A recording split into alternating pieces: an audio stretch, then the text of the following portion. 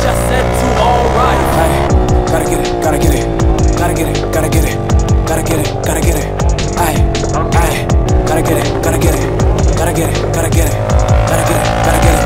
Hey, gotta get it with intentions, cause this go down in some mentions. I'm about to come with the vengeance. I'm out here minding my business, so get the hell out my mentions. I'm going crazy, go sentencing, I define all the physics. I'm about to teach you apprentice. We get lost, settle down, down, down, down, down. Gotta drip, make them drown, drown, drown, drown, drown. Take a sip, give them shots, another round, round, round. I don't miss, they get hit, fall to the ground, ground, ground. Hitting the sky, I'd rather die, fly. Where is my prize? No fear in my eyes, and I am the court, don't play on both sides, and I am the judge, I said to alright. Hey, gotta get it, gotta get it, gotta get it, gotta get it, gotta get it, gotta get it. Hey, hey, gotta get it, gotta get it, gotta get it, gotta get it, gotta get it, gotta get it. Hey, hey, give me the green light, give me the cup. The one that's put up, cause you going too slow. The money is up, your girl go low. Then pass it to bro, then pass it to bro. I don't get tired even when ambitions retire. Feeling like my soul is on fire. Gotta up like a riot. We get lost, settle down, down, down, down, down. Gotta drip, make them drown, drown, drown, drown, drown. Take a sip, give them shots, another round, round, round. I don't miss, they get hit, fall to the ground, ground, ground. Hitting the sky, I'd rather die, fly. Where is my prize? No fear in my eyes, and I am the court, don't play on both sides, and I am the judge, I said to alright. Hey, gotta get it, gotta get it, gotta get it, gotta get it, gotta get it, gotta get it. Hey, hey, gotta get it, gotta get it, gotta get it, gotta get it, gotta get it, gotta get it.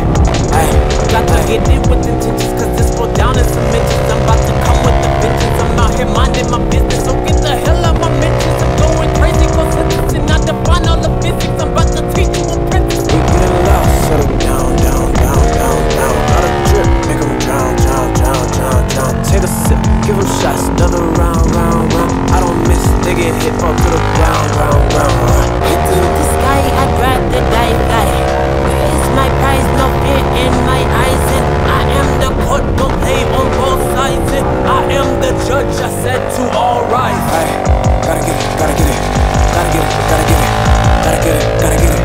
Hey, hey, gotta get it, gotta get it, gotta get it, gotta get it, gotta get it, gotta get it. Hey, hey.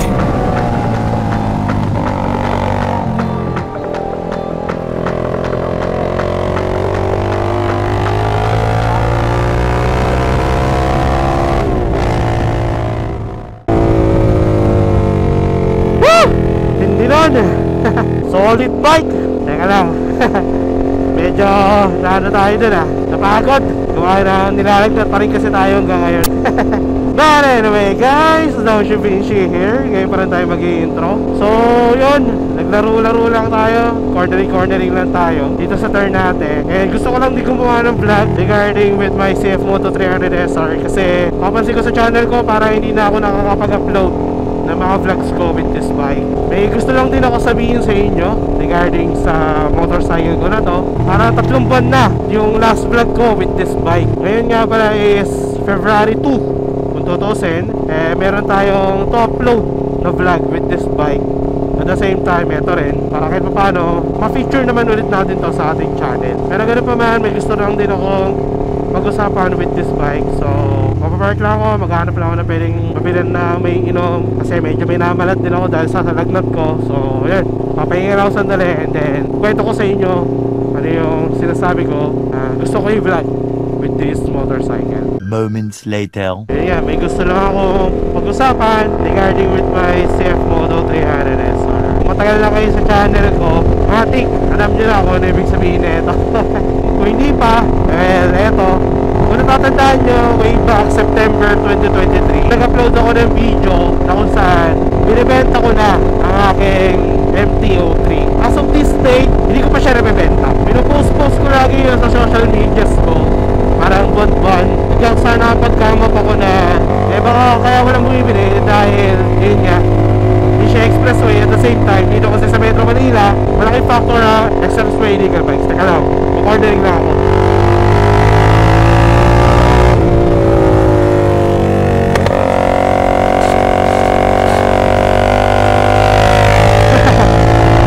So yun nga, malaking factor yung mga big bikes na expressway Baka kaya dahil hindi siya mabenta dito sa Metro Manila, dahil doon.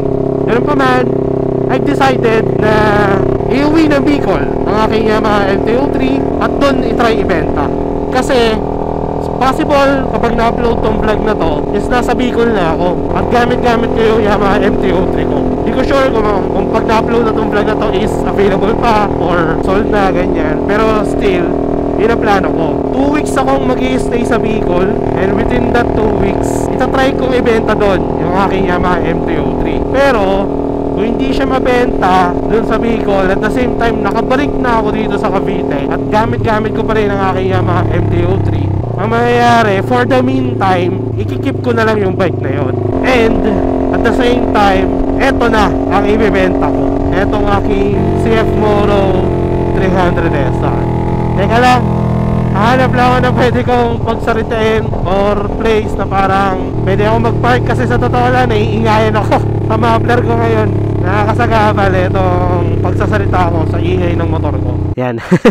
Medyo tumahimik na rin sa wakas. Hindi ko pa rin mabenta ang aking Yamaha MT-03 sa Bicol. Eto na ang i-forward sale ko. Pero as of this date, na-post ko na to sa marketplace. Hindi ko na siya pinapost sa aking social media. Ganun pa man, may titingin na neto this coming Sunday. Kaya hindi ko sure kung kapag na-upload na tong vlog na to is nabenta na tong bike na to or so on and so forth. Isa pang sa reason kung bakit ko rin ibebenta tong motorcycle na to, even though na sobrang enjoy ako sa pag-ride gamit to, at the same time dito ako natutong magpasayad ng tuhod. Ayan. Di ba, kita nyo naman, basta sobrang enjoy talaga ako sa bike na to when it comes to cornering and riding. Pero kaya ako siya ibebenta is because, una, syempre kailangan ko ng pera. Hindi na magiging specific pa kung ba't kailangan ko ng pera, pero basta yun, kailangan ko ng pera. At the same time, to be perfectly honest, nabibitin na ako sa bike na to. Don't get me wrong, malakas siya, 300cc sports bike, ganda ng handling, ganyan. Pero parang habang tumatagal, habang ginagamit ko yung bike na to, is parang na-improve din ang aking riding skills. Parang napupush ko na yung pinaka maximum capacity ng bike na to. Parang sa riding style ko, sa way ng riding style ko, nandun na ako sa point na parang kailangan ko na mag-level up ulit. Kailangan ko nang mag-upgrade. Na-feel ko talaga na nag-improve ako with this motorcycle in terms of cornering, in terms of riding. Tapos yun nga, nagiging comfortable na ako pagdating sa riding posture, ganyan. Sa way ng pagra-ride ko na yun, nag-limit na etong motorcycle na to. Tingnan nyo to. Isa sa reason kung ba't ko nasabing nagdi-limit na kasi kung makikita nyo, etong side stand is sumasayad na kapag nagko-cornering ako. Hindi naman siya madalas na nangyayari, pero may times na sumasayad siya. Even yung sapatos ko na may slider, sumasayad na rin every time na nagko-cornering ako. Isang factor siguro kaya kung bakit nag-improve din ako sa pag-ride using this bike is dahil sa kanyang gulong na Mitas tires.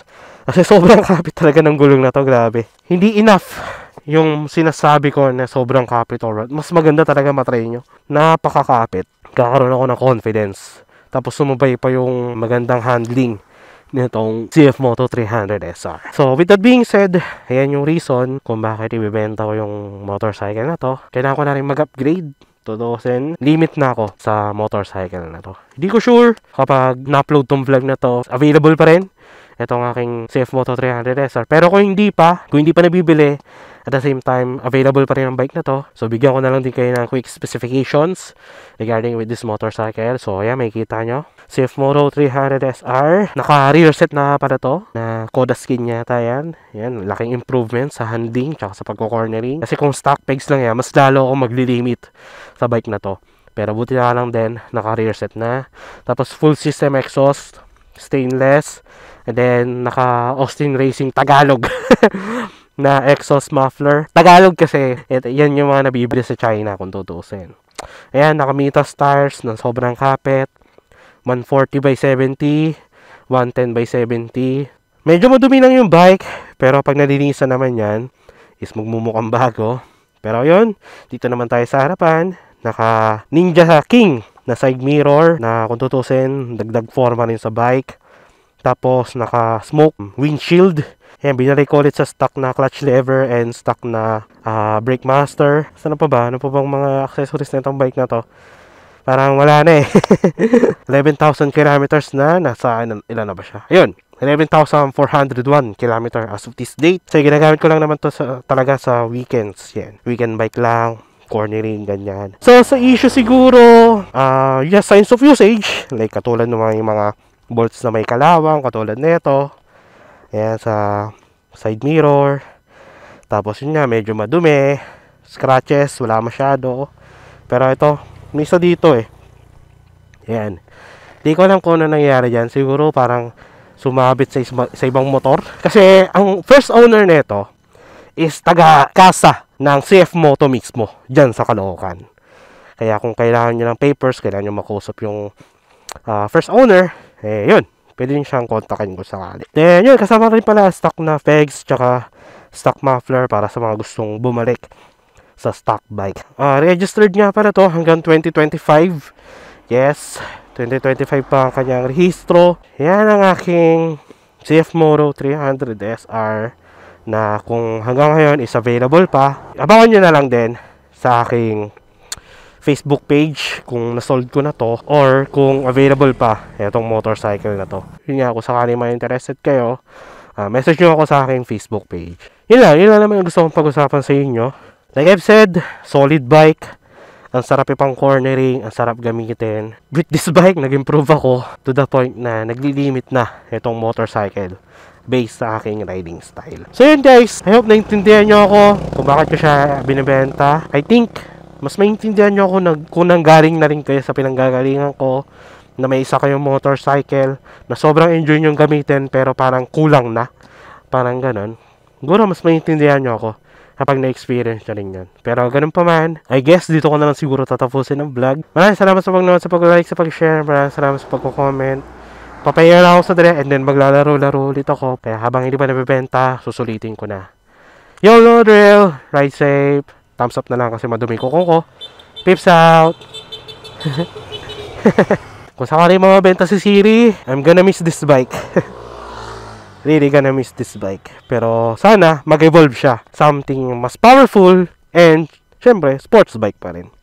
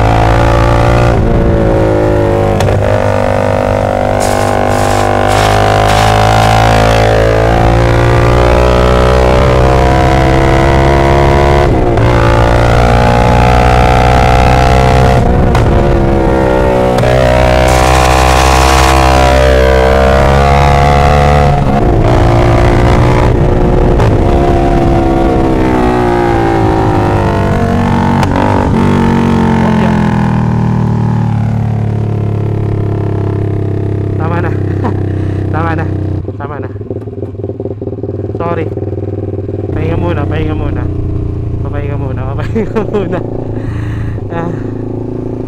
Yaman, hindi ko rin bagets. Ba't di ko maramdaman sa kang? Hala! Nabutas na! Hala ka! Nabutas na! Iyak! Nabutas na yan riding natin ni guards. Ayun naku mo.